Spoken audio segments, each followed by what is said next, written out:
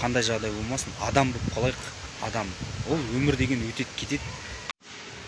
Қайырлы кеш достар, қалдарыңыз қалай? Жақын адамдар, иә? Жақын адамдар болғанда, жақын адамдар үшін барлығын істеуге болады. Көзің жетіп тұрса, көмегің болса, көмектесуге болады дегендей басқа жаңалықтарым бар. Оны санаулы уақыттан кейін айтам ба, ертең айтам ба, оны алда көретін боласыз. Өмірдің заңы ол, біреулер күліп жүрсе, біреулер жылап жүреді, біреулер қуанып жүрсе, біреулер мұңайып жүреді дегендей. Сол себепті неше түрлі жағдай болады, бірақ мен тағы да айтып кететін нәрсем, адами қасиет деген болады. Адамның ішінде, ішкі дүниесінде Алла тағала жаратып қояды. Ет пен сүйектен жаралғаннан кейін адам сезіну білу керек.